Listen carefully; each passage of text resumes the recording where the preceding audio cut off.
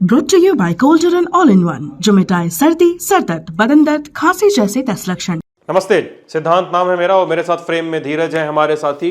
और ललन टॉप पर आप कल दिन भर कई सारे मौकों पे यूपी का, पंजाब का, गोवा का, मणिपुर का और उत्तराखंड, इन 5 राज्यों के चुनावों का जो परिणाम आया था उस पर सुनते रहे, परिणाम देखते रहे, जो जो अपडेट्स थे, जो जो बातें हमने नोटिस की, आपने नोटिस की, आपसे देखते रहे। अब समय है अखबारों को देखने का। आप तमाम अखबार पढ़ेंगे, तमाम हिस्से जानने की कोशिश करेंगे। इससे अच्छा है भैया चलो हम ही लोग बता देते हैं कि आज जो बड़े अखबार हैं देश के, उन्होंने चुनाव नतीजों को लेकर क्या छापा, क्या बताया है, विश्लेषकों ने क्या कहा है। बीच का एडिट वाला पन्ना, जिसको कई कई बार लोग भारी भरकम होने की वजह से छोड़ के आगे भी बढ़ जाते हैं, वहाँ पर भी क्या बताया है, इस सब पर भी थोड़ी ब्रीफली हम लोग बातचीत करने की कोशिश करेंगे। धीरज हमारे साथी होंगे। हम लोगों ने अखबार बांट लिए हैं, कुछ अखबार धीरज के जिम्मे, कुछ अखबार मेरे जिम्मे। और सबसे पहले मैं दैनिक भास्कर का रुख करता हूं, हिंदी का अखबार है।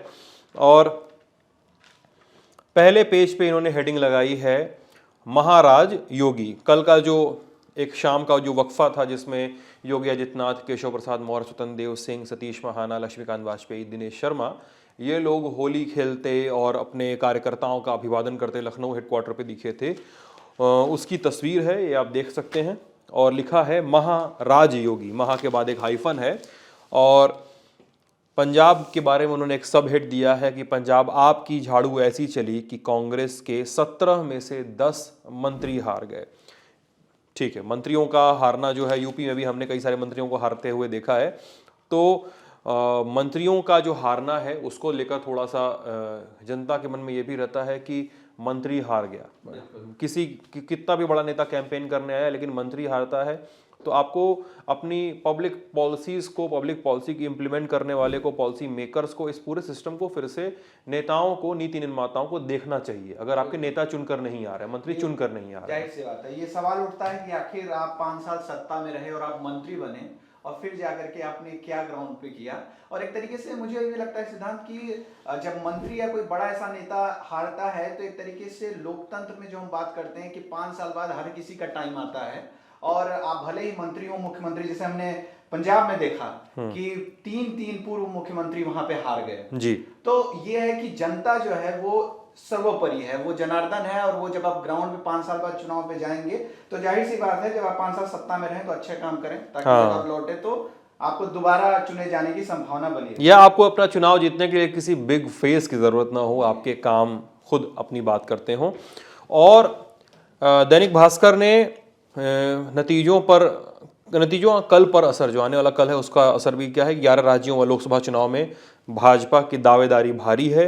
राज्यसभा में भी भाजपा की ताकत बढ़ेगी और राष्ट्रपति चुनाव भी आसान होगा, ऐसा भास्कर ने कयास लगाए हैं।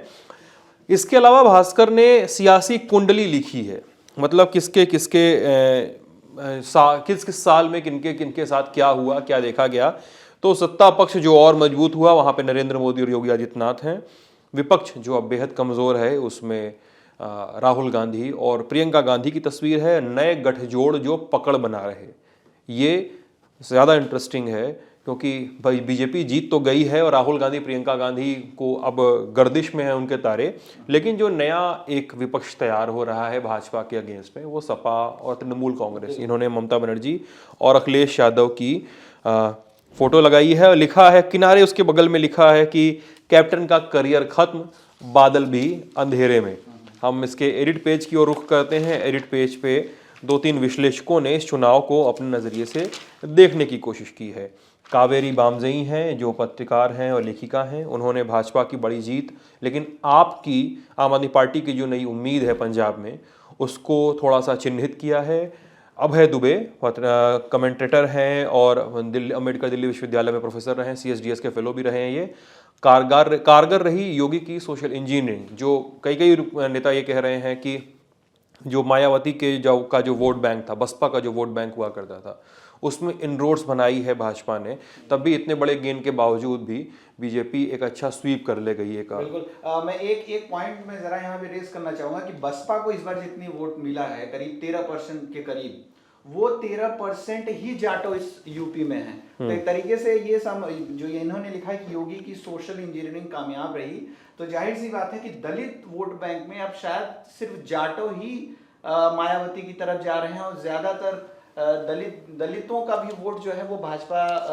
प्राप्त करने में कामयाब हुई है। नहीं, मैं ये ग्राउंड की भी फाइंडिंग है, लेकिन आपकी जो आप जो कोरिलेशन बिठा रहे हैं धीरज, मैं उससे थोड़ा सा मैं उसको थोड़ा सा एक वक्र दृष्टि से भी देखता हूं कि 13% वोट मिले हैं और 13% जाटो हैं, तो जरूरी थोड़े कि पूरा जाटो वोट मायावती को शिफ्ट हुआ, या 13% का कोई कोरिलेशन तो नहीं बैठ सकता ना। वही मैं कह रहा हूं कि 13% जाटो, यानी कि जाटवों ने भी जो है भाजपा या अन्य नहीं, ये एक बड़ी संभावना है यूपी में, कई सारे विश्लेषक ये कह रहे हैं कि जो कोर वोट बैंक हुआ करता था मायावती का, वो भी शायद अब उनके साथ नहीं रहा, क्योंकि जाहिर सी बात 13% उनको नहीं दिए होंगे, अन्य पार्टियां हैं भाजपा में भी और सपा में भी गई होंगी जी। तो इस तरीके से किस तरीके से इनका जो पूरा वोट बैंक है वो खिसक रहा है। एक्सप्रेस ने क्या छापा है? बिल्कुल, एक्सप्रेस की जो हेडिंग है उन्होंने लिखा है कि बीजेपी आप बीजेपी, यानी कि जो यूपी पंजाब, यूपी और आप में आपके हिस्से उन्होंने पंजाब दे दिया। बिल्कुल ये पंजाब का है, और बाकी 4 राज्यों में यूपी, उत्तराखंड और गोवा, मणिपुर, गोवा, इन चारों राज्यों में बीजेपी की जीत जो हुई है वो इनका हेडिंग उस तरफ इशारा कर रहा है। बाकी यहाँ पे तस्वीर है योगी आदित्यनाथ की, ये आप देख सकते हैं, फ्रंट पेज इंडियन एक्सप्रेस का है। बगल में अरविंद केजरीवाल का, जो इन्होंने कल दिल्ली हेडक्वार्टर पे इनका जो कार्यक्रम हुआ था वो दिखाया गया है। उसके जस्ट बगल में सब हेड है, hope Pandit have courage to say 2022 has decided 2024, यानी कि प्राइम मिनिस्टर नरेंद्र मोदी ने जो कल बीजेपी हेडक्वार्टर पे जो उनका वहां भाषण हुआ था, उन्होंने कहा था कि ये एक तरीके से सेमीफाइनल था और 2024 में फाइनल खेला जाएगा। तो उनका यह था कि ये जो मतदान है वो भाजपा का जो स्वीकार्यता है पूरे ऑल ओवर इंडिया में जिस तेजी से बढ़ रहा है, उसको एक तरीके से पुनर्स्थापित किया। 2024 के लोकसभा चुनाव में ये फिर से देखने को मिलेगा, ये प्रधानमंत्री नरेंद्र मोदी ने दावा किया था। उसके बाद में पंजाब के लिए है कि लैंडस्लाइड फॉर ऑफ आप स्वीप्स असाइड स्टारवर्ड्स शिफ्ट ग्राउंड। पर आप ये पंजाब का सिद्धांत हमने देखा कि कई सारे बड़े बड़े नेता हार गए और जिस तरीके से एक तरफा जीत हासिल की आम आदमी पार्टी में, काफी दिलचस्प है। इसी अखबार में पढ़ रहा था कि जब कुछ पंजाब के जो नए नए विधायक चुन के गए, जब वो कल भगवंत मान से मिलने जा रहे थे तो सिक्योरिटी ने उन्हें रोक लिया, वो उन्हें पहचान नहीं रहे थे कि ये उसी पार्टी के नेता है। तो ये कहा जा रहा है कि जो आम आदमी पार्टी ने जीत हासिल की, कई सारे वाकई में आम कैंडिडेट थे और जो जीत के वहां पे पहुंचे हैं। एक मैं जरा इसे पॉइंट आउट करना चाहूंगा, बहुत छोटे में सब हेडिंग है, ये गुलाम नबी आज़ाद का यहाँ पे स्टेटमेंट है, my heart is bleeding says Ghulam Nabi Azad. ये जो G23 नेताओं का था, जो कांग्रेस के नेताओं का एक सिंडिकेट बनाया था कांग्रेस में रिफॉर्म के लिए, उन्होंने बनाया था। वो कह रहे हैं कि मैं बहुत दुखी हूं, और गुलाम नबी आज़ाद उसमें एक प्रमुख चेहरा थे, और वो लोग डिमांड कर रहे थे कि कांग्रेस को रिवाइव करने के लिए उसमें कुछ मूलभूत बदलाव करने की जरूरत है। बाद में कई लोगों ने इसका विरोध किया कि आप कांग्रेस के खिलाफ जा रहे हैं। तो ये काफी महत्वपूर्ण है कि अब कांग्रेस अपने आप को कैसे, क्योंकि उनका जो दायरा है वो इतना सिमटता चला गया है, तो कैसे करेंगे, ये भी एक बड़ा विषय होगा। बाकी मैं आपको यहाँ पे एडिट पेज जो है इसमें है प्रताप भानु मेहता का ये आर्टिकल है, ये कमेंटेटर हैं और लिखते रहे काफी लंबे समय से, इंडियन एक्सप्रेस में लिखते हैं, revolution marches on, assembly election result reveal the BJP has no real competition, this is sobering. तो इनका है कि अब भाजपा के सामने कोई बहुत बड़ा इस समय फिलहाल कोई उनका बड़ा प्रतिद्वंदी नहीं दिख रहा है, और जैसे राज्य दर राज्य उनकी जीत हो रही है, वो एक तरीके से दोहराया जो जा रहा है। तो इस समय भाजपा के सामने बता रहे हैं कि कोई बहुत बड़ा कॉम्पिटिटर नहीं रहा। और ये दूसरे जो आइडिया पेज पे सुहास पालसीकर ने लिखा है, जो कि पुणे में रहते हैं, लेखक हैं और विभिन्न समसामयिक मुद्दों पे लिखते रहते हैं। उन्होंने लिखा है कि the BJP lead polity result of 5 assembly election concentrates shift in game of electoral competition that have been long in making। कि जो लंबे समय से अनुमान था कि इसी तरीके का परिवर्तन, इसी तरीके का एक नया चेंज पूरे राजनीति में देखने को मिल सकता है, वो शायद इस बार 5 राज्यों के जो चुनाव में जो रिजल्ट आए हैं, जो जो हम लोग नतीजे देख रहे हैं उसको उस चीज़ को साबित किया है। चलिए, मैं हिंदुस्तान टाइम्स का रुख करता हूं और इसके साथ ही मैं आपको एक बार टैली भी बता देता हूं। रेडी रेगनर के तौर पे बार बार सुनते सुनते चीज़ें कई कई बार याद आ जाती हैं और बातचीत में हम भूलते भी नहीं हैं। कई कई बार पुराने नंबर्स भी दिमाग में चढ़े होते हैं, जैसे नया साल आता है और हम डेट में और पेन से पुरानी तारीखें डाल देते हैं। यूपी की 403 विधानसभा सीटें भाजपा गठबंधन ने, एनडीए ने यहाँ पे हासिल की है 273 विधानसभा सीटें। सपा गठबंधन, सपा के साथ सुभाषपा और अपना दल कमेरावादी का जो एक बास्केट तैयार हुआ था पार्टियों का, उन्होंने 125 सीटों पर जीत हासिल की है। कांग्रेस के पास 2 सीटें हैं, बसपा के पास 1 और अदर्स के हिस्से में 2 सीटें। अदर्स कौन से हैं? 2 सीटें वो बता देते हैं आपको।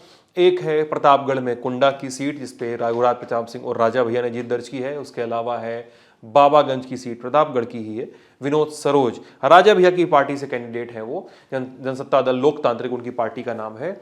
उन्होंने उस पार्टी से जीत दर्ज की है यूपी में, प्रतापगढ़। पंजाब के नतीजों की बात करते हैं। 117 विधानसभा सीटें आम आदमी पार्टी को मिलती है 92 सीटें, कांग्रेस को 18, शिरोमणि अकाली दल का जो गठबंधन है उसे 4 सीटें, भाजपा गठबंधन को 2 सीटें और दूसरी पार्टियों को 1 सीट मिलती है। उत्तराखंड की 70 विधानसभा सीटों में बीजेपी को 47 सीटें मिल रही हैं, कांग्रेस को 19, आपको कोई सीट नहीं मिली और दूसरी पार्टियों को 4 सीटें। मणिपुर का रुख करेंगे। मणिपुर की 60 सीटों में से 32 बीजेपी के पास, एनपीपी के पास 7 सीटें और दूसरी पार्टियों के पास 21 सीटें हैं। इसके अलावा हम गोवा की बात करेंगे। गोवा की 40 सीटों में से बीजेपी के पास 20 सीटें, कांग्रेस के पास 12 सीटें और दूसरी पार्टियों के पास 8 सीटें। इसमें से जो निर्दलीय हैं, निर्दलीयों में से कुछ एक लोगों ने बीजेपी को समर्थन देने का भी फैसला किया है, यानी सरकार खड़ी हो सकती है गोवा में बीजेपी की भी।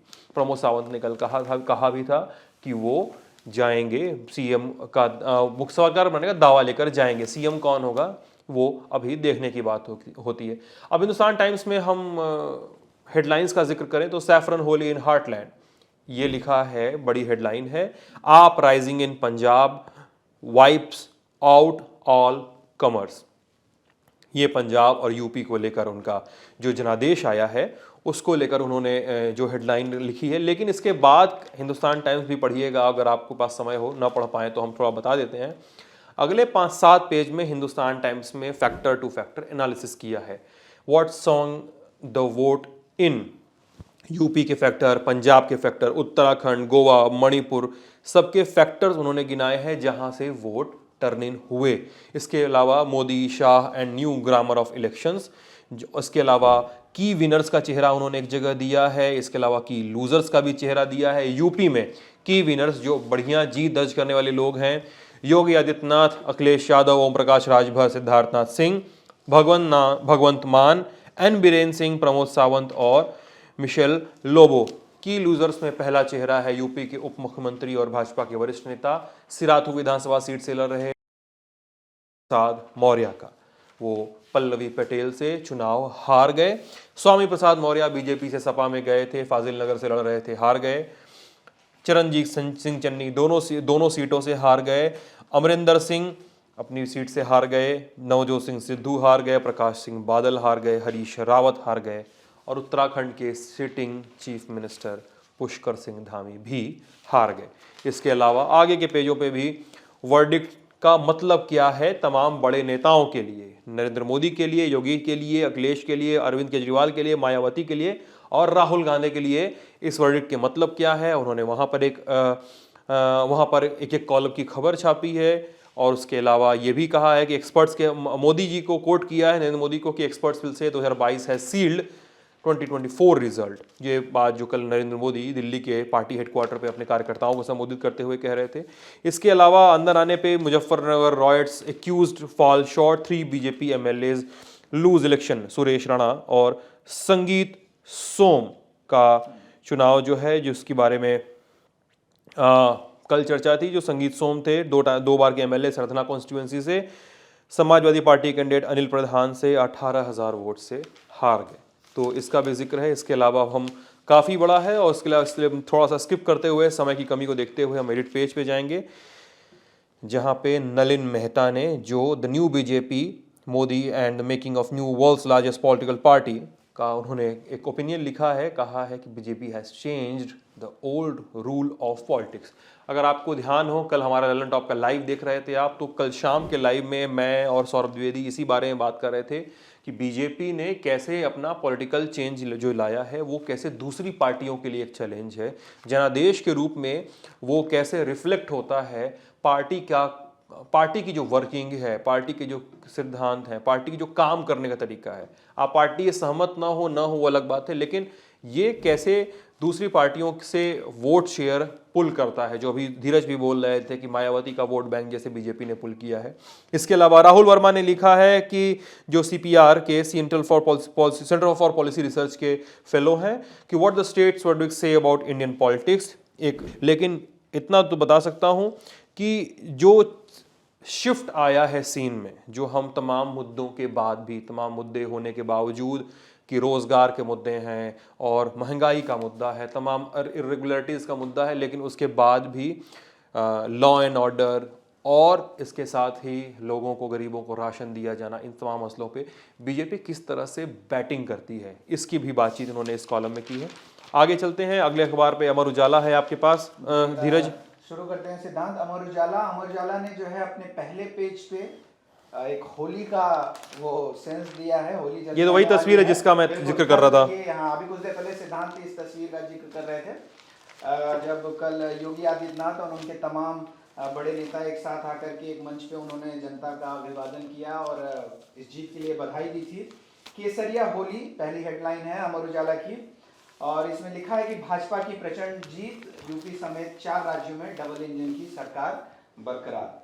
तो इसकी एक और आप यहाँ पे देखिए कि पहले पेज पे अमर उजाला ने शॉर्ट में ये भी बताया है कि क्यों कोई जीता, भाजपा जीती या फिर कैसे अन्य लोग हारे हैं। तो इसमें लिखा है भाजपा का वजह बताया कि मजबूत संगठन के चलते विपक्षी दलों पर भारी पड़ी, गरीबों को आवास, निःशुल्क राशन व सुरक्षा के माहौल के चलते जनता का भरोसा बरकरार रहा। ये भाजपा के लिए एक पॉजिटिव फैक्टर के रूप में काम किया। वहीं अगर सपा को हम देखें तो दल बदलुओं को तरजीह, टिकट वितरण में देरी, उम्मीदवारों व संगठन में समन्वय का अभाव, शायद ये कुछ बड़े फैक्टर थे जिनकी वजह से सपा को, मेरे ख्याल से बीजेपी, मेरे ख्याल से ना इन फैक्टर्स पे बीजेपी भी चर्न करना चाहेगी धीरज, क्योंकि बीजेपी गठबंधन को जो लगभग 49-50 सीटों का नुकसान हुआ है पिछले साल के चुनाव की अपेक्षा। 312 सीटें बीजेपी खुद अपने दम पर लाई थी पिछले साल, और इस बार 255 के आंकड़े पर है बीजेपी खुद। 255 बीजेपी, हाँ, तो मतलब लगभग ये 50-60 सीटों का नुकसान सीधे बीजेपी को जो हो रहा है। तो बीजेपी एक बार चर्न करना चाहेगी इस खुद को कि वहां उनसे कहाँ पे दिक्कत हुई। मतलब समाजवादी पार्टी तो चर्न तो करेगी ही, उन्होंने अखिलेश यादव ने सुबह ट्वीट भी किया है, कार्यकर्ताओं को धन्यवाद भी दिया है, और लेकिन उनके पिछले बार के आंकड़े के मुकाबले वो अभी 72-73 सीटें ऊपर हैं पिछले विधानसभा चुनाव के आंकड़े के मुकाबले। तो वो तो 47 थे, इस बार 125 गठबंधन है, सपा गठबंधन। वो तो अपना गणित तो परखेंगे ही, साथ में बीजेपी के लिए भी ये बारी है कि वो कितना परख सकते हैं। बिल्कुल। बसपा के खराब प्रदर्शन की इसमें एक बड़ी वजह बताया कि पार्टी की कमजोर रणनीति के साथ प्रचार भी कमजोर रहा। मैदान पे प्रत्याशी बहुत कम नजर आई है। हम लोग देख रहे थे जब आप भी ग्राउंड पे गए, बहुत सारे मतदाता ये कह रहे थे कि बसपा के लोग दिख नहीं रहे हैं। यहाँ तक कि कई सारे मीडिया से भी उनका बहुत ज्यादा बातचीत नहीं रहा। और कांग्रेस के बारे में लिखा है कमजोर संगठन ने स्थिति और खराब की। पिछले कई विधानसभा चुनावों से कांग्रेस का प्रदर्शन उत्तर प्रदेश में अच्छा नहीं रहा है। प्रमुख चेहरे जो हार गए हैं उनके बारे में, अच्छा एक चीज सिद्धांत ये भी है कि भाजपा जो है दोबारा बड़े बहुमत से आई सत्ता में, लेकिन इनके 8 मंत्री इस बार हार गए चुनाव। तो जिसमें केशव प्रसाद मौर्य, सुरेश राणा, सतीश द्विवेदी हैं, उपेंद्र तिवारी हैं, मोती सिंह हैं, आप तो ये बड़े नाम, कई सारे बड़े नाम हारे हुए हैं इस बार चुनाव में। बिल्कुल। तो अब हम लोग, ये रहा आपका फ्रंट पेज पे आपके बारे में, आपका सैलाब, और जो कि उन्होंने 117 में से 92 सीटें जीत ली हैं। हम लोग ये अब आपको डायरेक्ट जो है एडिट पेज की तरफ ले चलते हैं। यहाँ पे आपको जरा जल्दी में बता दें कि भाजपा और तमाम पार्टियों का यूपी में वोट शेयर किस तरीके से बढ़ा है और घटा है। तो 2017 में भाजपा को 39.67% वोट मिले थे, इस बार उन्हें 41.38% वोट मिले हैं। सपा को 2017 में जो है 21.82% वोट मिले थे। इस बार 32.3% वोट मिले हैं। और जो है अखिलेश यादव ने अभी सुबह सुबह उनका ट्वीट आया था कि जो है हमारा वोट परसेंट बढ़ा है और हम आगे भी लगातार कोशिश करते रहेंगे। बसपा के वोट परसेंटेज में काफी गिरावट है। वो मेरे ख्याल से 1991 के बाद से सबसे न्यूनतम स्तर पहुंच गया है। 2017 में उन्हें 22.23% वोट मिले थे। इस बार वो घट के महज 12.83% हो गया है। कांग्रेस का भी यही हाल है। 2017 में उन्हें 6.25% वोट मिला था। इस बार सिर्फ 2.35% वोट मिला है।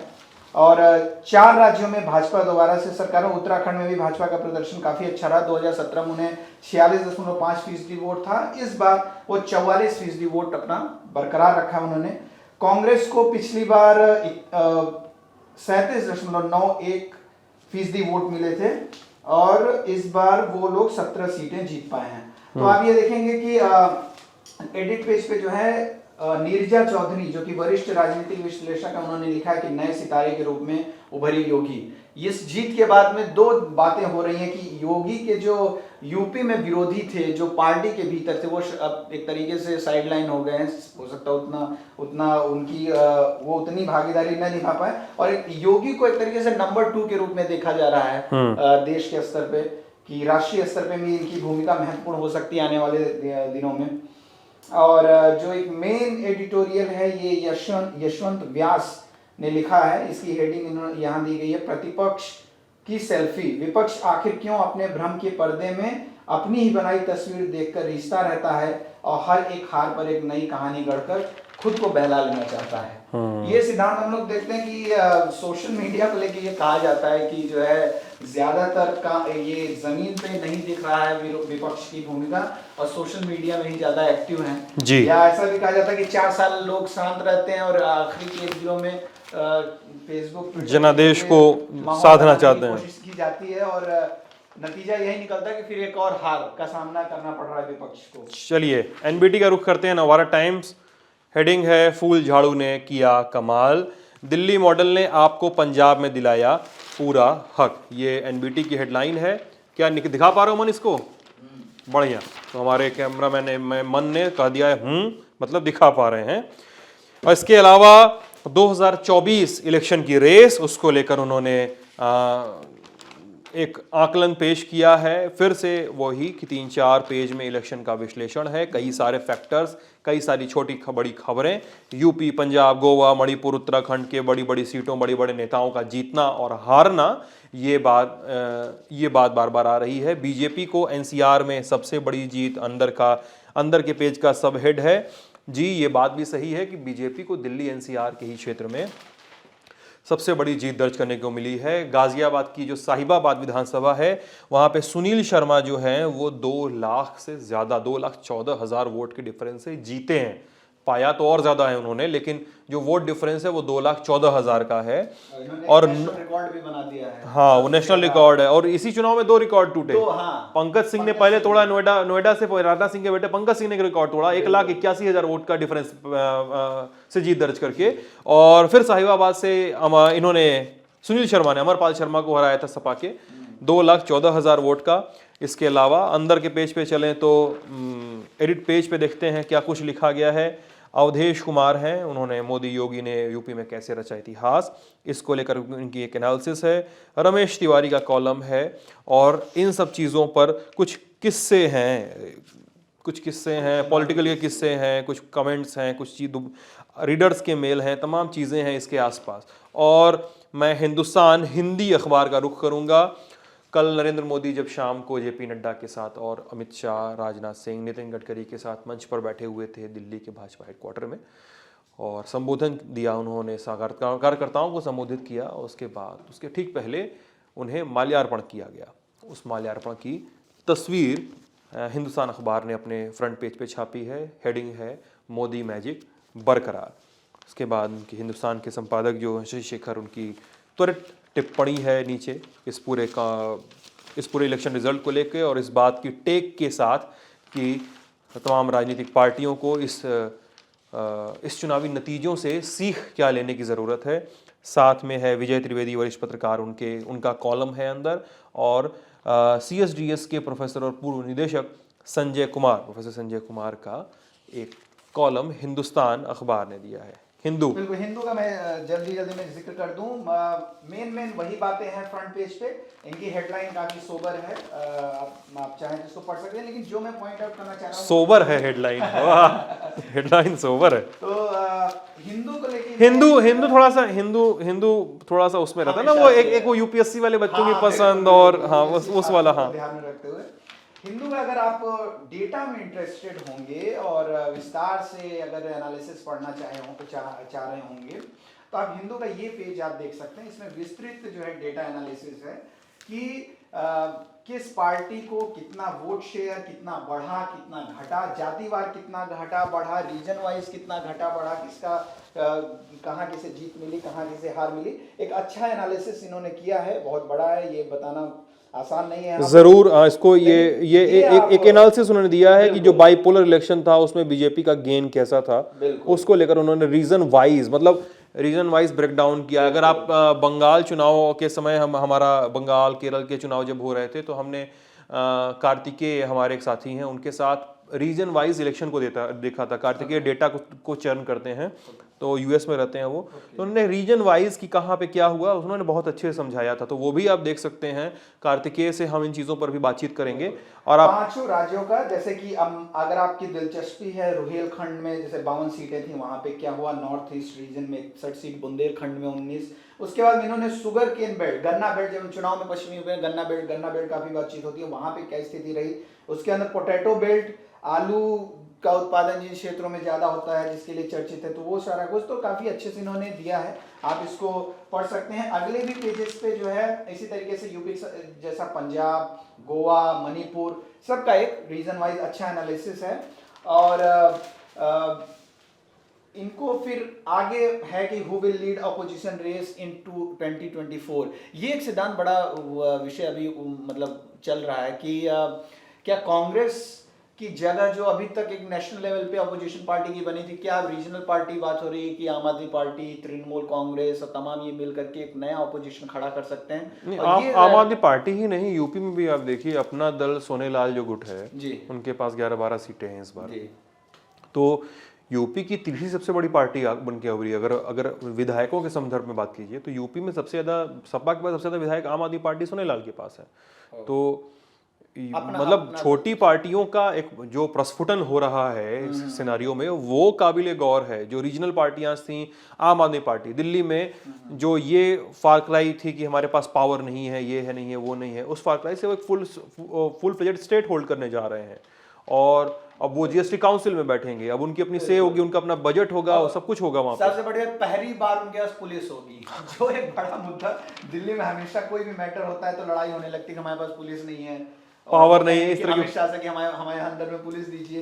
तो अब लेकिन एक चैलेंज भी है इनके लिए कि कैसे अपने आप को साबित करते हैं, क्योंकि दिल्ली तो चलिए छोटा, ज्योग्राफिकल कंडीशन से भी छोटा एरिया है, सेंटर सपोर्ट है, लेकिन अब राज्य में जाएंगे तो जाहिर सी बात है वहां पे। और पंजाब के मुद्दे इतने जटिल हैं, इतने सालों से लोगों ने वोट ही उनको अजी जाके पूरा इन पार्टियों से दिया है, तो अब कैसे वो करते हैं, ये चैलेंज होगा आम आदमी पार्टी के साथ। जी, Times of India, BJP breaks cycle in UP, AAP हिवेल इन पंजाब। अब हिवेल को उन्होंने वर्ड प्ले किया है, आप हिवेल इन पंजाब। मतलब देख लीजिए, तो मतलब ये आप थोड़ा सा इंटरेस्टिंग हो जाएगा थोड़ा सा आप हिवेल देखने के लिए। आप हिवेल इन पंजाब की तरह भी किसी ने एक आपको क्लिप्स करके लिखा था, अपोक्लिप्स लिखा था, अपोक्लिप्स कौन सा अखबार है मुझे ध्यान नहीं आ रहा है। हाँ, तो अभी आपको बताएंगे। जी, Kejriwal model of governance has won, एक सब हेड है अंदर के पन्नों में। उसके अलावा तमाम खबरों, तमाम बातों के साथ साथ टाइम्स ऑफ इंडिया ने, मैं देखना चाह रहा हूं कि अपने एडिट पेज पे क्या कमेंट किया है इस चुनावी रिजल्ट को लेके। एक तो चुनाव के बाद ना अखबारों के पन्ने बहुत ज़्यादा विश्लेषणों से, बहुत ज़्यादा मतलब seat to seat, factor to factor, नेता टू नेता, मतलब ये विधानसभा चुनाव में जैसे यूपी जैसे विधानसभा, जैसे 403 विधानसभा सीटें हैं, वो काफ़ी बड़ा होता है। बद्री नारायण, मुश्किल हो जाता है इतना इन्फॉर्मेशन कैसे वो जी बचा पाएंगे। तो जीवी Pant social science institute Prayagraj, Jhusi में है ये, आपके इलाके में पड़ता है, आपके इलाके में पड़ता है। वहाँ के डायरेक्टर हैं बद्री नारायण, लेखक हैं, हिंदी के कवि हैं और सोशल साइंसेस के पढ़ाते हैं, लिखते हैं। कई सारी किताबें भी उनकी कलम से निकली हैं। उनका कमेंट है how the silent BJP voter won in UP. और इसके बाद है गिलिस वर्नियर्स, जो assistant professor of political science at Ashoka universities, उसमें कांग्रेस इन फ्री फॉल, उसका उन्होंने एक आकलन पेश किया है। इसके बाद हम बात करेंगे दैनिक जागरण की, हिंदी बेल्ट का अखबार है, काफ़ी ज़्यादा पढ़ा जाता है। योगीरा सारा, जो जोगीरा होता है ना, तो हाँ उसका वर्ड हाँ अखबारों के लिए यूजुअली चुनाव का अगला दिन जो होता है वर्ड प्ले का होता है। और बिहार चुनाव का जब रिजल्ट था, बिहार चुनाव के रिजल्ट के दरमियान मुझे याद है कि रात तक, बहुत देर तक कई सारे सीटों के चुनाव फंसे हुए थे 2020 में जब हो रहा था।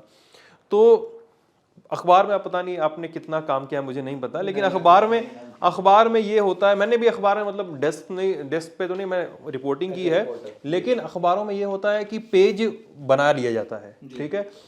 अगर मैंडेट क्लियर हो गया शाम तक तो पेज बन जाता है और वो फिर प्रेस में चला जाता है। लेकिन अगर पेज नहीं बना समय से, रिजल्ट क्लियर नहीं हुआ, कुछ रिजल्ट में उल्टी पलटी हो गई, कोई बड़े नेता का चुनाव फंसा है, हार गए, जीत गए, पलट गया, तो पेज को फिर से बनाना पड़ता है। उसको कहते हैं पेज तोड़ना, पेज तोड़ा जाता है। कल जैसे सिराथू का मामला फंस गया, सिराथू में पेज तोड़ा गया होगा या सिराथू का पेज सबसे देर में फाइनल हुआ होगा, मेरे ख्याल से कॉलम छोड़ के रख लिया गया। इस तरह की प्रैक्टिसेस अखबार में होती रही हैं। लेकिन हमको सिराथू का रिजल्ट अच्छा नहीं है अखबारों में दिखाई। नहीं, सिराथू रिजल्ट कई सारे अखबारों में, मैंने शुरुआत में कहा कि जिस तरह से बड़े नेताओं का जिक्र हो रहा था उसमें केशव प्रसाद मौर्य का नाम सबसे पहले लिया जा रहा है। तो दैनिक जागरण के वर्ड प्ले हमने बताया। उसके बाद है A.K. वर्मा, जो राजनीतिक विश्लेषक हैं और centre for the study of society and politics के निदेशक हैं। उनका कमेंट है डबल इंजन की सरकार का दम।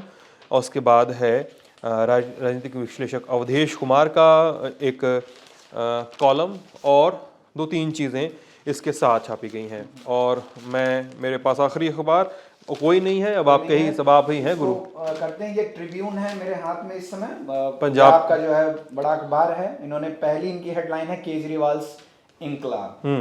तो जी ये केजरीवाल इनकलाब, उन्होंने उनके पूरा प्रदर्शन के बारे में लिखा है। आगे है सेकेंड इनिंग फॉर सीएम योगी। एक इन्होंने बनाया है कि स्टॉल वार्ड्स फॉल, मतलब जो बड़े बड़े लोग थे वो कैसे हार गए। प्रकाश सिंह बादल, कैप्टन अमरिंदर सिंह, सुखबीर बादल, चरणजीत सिंह चन्नी, नवजोत सिंह सिद्धू, विक्रम मजीठिया, ओपी सोनी, मनप्रीत बादल, राजकुमार वर्का, संगत सिंह, ये बड़े नाम हैं। विजय स्टॉलवर्ड्स फॉल, हाँ ये बड़े बड़े लोग हैं। इनमें तो 3 पूर्व मुख्यमंत्री हैं जो हार गए हैं और आम आदमी पार्टी के नेताओं ने इन्हें हराया है। इसमें एक चीज और है कि बिगेस्ट अपसेट इन लंबी, जो कि प्रकाश सिंह बादल 94 साल की उम्र में इस बार चुनाव लड़ रहे थे और लंबे समय से वो लंबी के विधायक रहे हैं, लेकिन इस बार 50 साल बाद वहां से किसी पार्टी ने उन्हें हराया है। तो ये एक काफी बड़ा उलटफेर हुआ लंबी में। उसके बाद में ये इनका ओपिनियन जो एडिटोरियल पेज है वो हम देख लेते हैं। यही है, आर्टिकल लिखा है नॉस इंडिका ने, राजेश रामचंद्रन ने ये आर्टिकल लिखा है केजरीवाल एज अ कंटेंडर। तो जैसा कि हमने अन्य में देखा कि केजरीवाल को एक बड़े दावेदार के रूप में देखा जा रहा है। रशीद किदवई का कॉलम है, रशीद किदवई ने लिखा है, राधिका रामशेषन ने लिखा है, बिल्कुल बैटर्ड कांग्रेस, राधिका रामशेषन ने सीनियर जर्नलिस्ट, उन्होंने लिखा है home run for BJP in UP. तो इसी तरीके के पंजाब का अगर अच्छा एनालिसिस है इसमें काफी ट्रिब्यून में, तो आप इसको पढ़ सकते हैं। चलिए, इकोनॉमिक टाइम्स ने लिखा है वोटर्स चॉइस मोदीज मोस्ट उप योगी। यूपी और योगी को लेकर बीजेपी ने जो वर्ड प्ले किया था उप योगी वाला, वो एक हेडलाइन लगाई है। बीएस बिजनेस स्टैंडर्ड उन्होंने लिखा है बीजेपी ड्रब्स अपोजिशन 4-1। फुटबॉल के स्कोर की भाषा में, जो हॉकी का स्कोर फुटबॉल का स्कोर होता है, उस भाषा में बीजेपी ड्रब्स अपोजिशन इन 4-1, यानी 4 बीजेपी के पास, 1 आम आदमी पार्टी के पास। और स्टेट्समैन, जो एक पुराना अखबार है, कई सारे लोगों के बीच में प्रचलित है अभी भी, बीजेपी रिटेन्स 4 स्टेट्स, आप रेस्ट्स पंजाब, इसको लेकर ये बातचीत है। तो अखबार तो पूरे हो गए ना गुरु? पूरे अखबार। तो ये थे अखबार आज के। अखबारों में क्या कुछ छपा, क्या कुछ लिखा गया। बीजेपी 4 राज्यों में फिर से सत्ता बनाती हुई नजर आ रही है। सीएम फेस कौन होगा, क्या होगा, कई सारी जगह स्थिति साफ है, कई सारी जगह स्थिति सही साफ नहीं है, ये भी देखा जाएगा। आम आदमी पार्टी पंजाब में आ चुकी है, भगवंत मान को सीएम फेस की तरफ पे प्रोजेक्ट किया गया था। ये भी देखना होगा कि आगे क्या होता है। मंत्रिमंडल विस्तार होगा, मंत्रिमंडल बनेगा, किसको क्या प्रोफाइल मिलता है, किसको क्या प्रोफाइल नहीं मिलता है। कई बार नेता होते हैं जो हार जाते हैं चुनाव में, फिर भी उनको मिलती है एक प्रोफाइल, फिर भी तब किसी सीट से जीत कर आना होता है या एमएलसी बनाकर भेजा हो जाता है। बिल्कुल बिल्कुल, जैसे कि पुष्कर धामी हार गए हैं उत्तराखंड में, तो हालांकि वहां तो विधान परिषद नहीं है, तो उनको तो शायद एक सीट खाली करके दोबारा से लड़ाना पड़ेगा। अगर वो सीएम बनते हैं तो तब उस स्थिति में तो उस पूरी स्थिति की, मंत्रिमंडल विस्तार की, तमाम चीजों की उठापटक की कवरेज भी, दिल्ली में दौड़ भी लगने वाली है, लोगों का सब होगा भी सारा कुछ। तो उस पूरी जुगत की भी कवरेज लल्लन टॉप करता रहेगा, आपके सामने हम लाते रहेंगे। अपना ख्याल रखिएगा और लल्लन टॉप देखते रहिएगा। बहुत बहुत शुक्रिया।